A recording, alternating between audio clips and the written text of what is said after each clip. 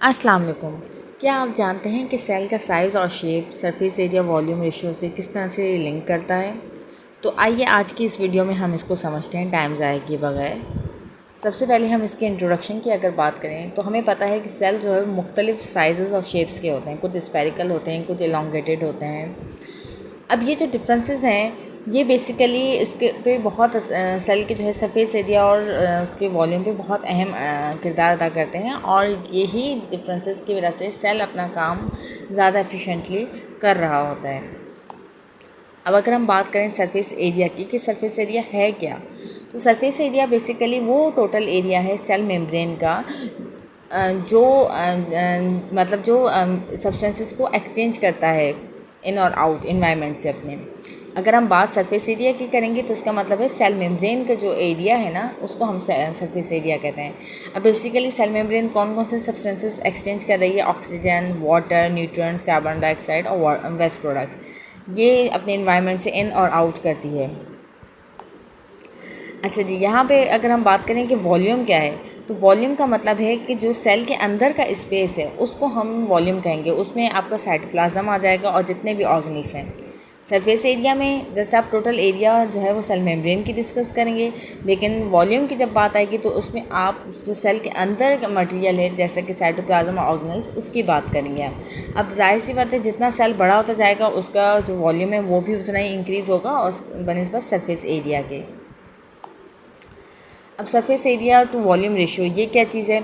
Surface area जो volume ratio है उसको हम इस तरह से मालूम करते हैं कि जितना छोटा सेल होगा उतना उसका सरफेस एरिया ज़्यादा होगा, उसकी सेल मेम्ब्रेन ज़्यादा होगी। लेकिन जितना लार्ज सेल होगा उसके अंदर जो वॉल्यूम है वो ज़्यादा हो जाएगा, उसका सरफेस एरिया कम हो जाएगा। तो जितना सरफेस एरिया वॉल्यूम रेशियो जो है उसके जितना हाई होगा उसके ही थ्रू मटेरियल्स जो हैं वो एक्सचेंज होते हैं ज़्यादा एफिशिएंटली। अब सेल का जो साइज़ है वो किस तरह से इफ़ेक्ट कर रहा है? देखें जी, जब सेल बढ़ता चला जाता है तो उसका जो वॉल्यूम है वो भी इंक्रीज़ होगा क्योंकि उसके अंदर साइटोप्लाज्म भी इंक्रीज़ होगा, उसके अंदर और ऑर्गेनल्स भी बड़े होंगे बनिस्बत उसके सरफेस एरिया से। इसी वजह से surface area to volume ratio जो है वो डिक्रीज़ हो जाएगा, यानी सरफेस एरिया यहाँ पे डिक्रीज़ हो जाएगा जब उसका वॉल्यूम बढ़ेगा। फॉर एग्जांपल अगर हम यहाँ पे दो सेल्स की बात करें जिनकी सेम शेप है लेकिन साइज़ में डिफरेंट है, तो जो छोटा सेल होगा उसके पास सेल मेम्ब्रेन ज़्यादा होगी और वो जो है वो चीज़ों का एक्सचेंज ज़्यादा कर लेगी बनिस्बत बड़े सेल के। अच्छा जी, यहाँ पे अगर हम सेल की शेप की बात करें तो सेल की शेप भी जो है वो surface area to volume ratio पे बहुत अहम किरदार अदा करती है।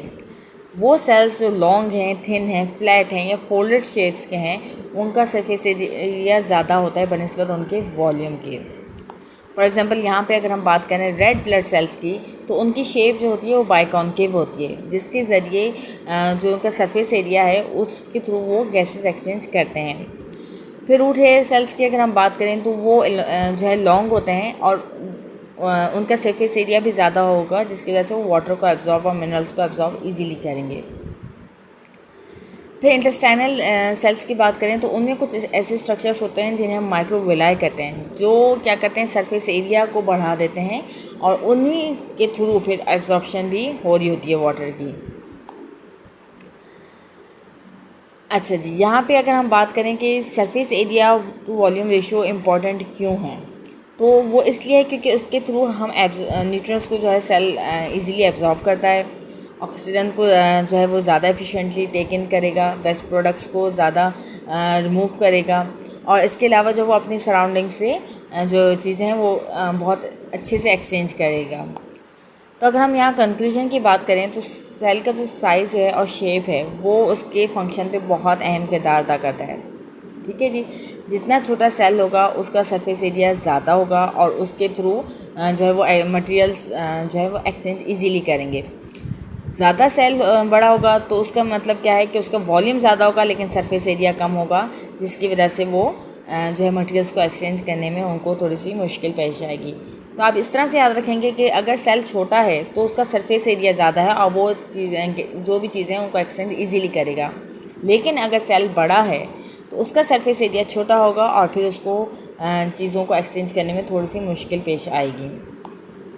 तो बच्चों, उम्मीद करती हूँ आज की वीडियो आपको बहुत अच्छी लगी होगी। अगर समझ में आई हो तो मेरे चैनल को ज़रूर लाइक कीजिएगा, सब्सक्राइब कीजिएगा। अपना बहुत सारा ख्याल रखिए। मुझे इजाज़त दीजिए।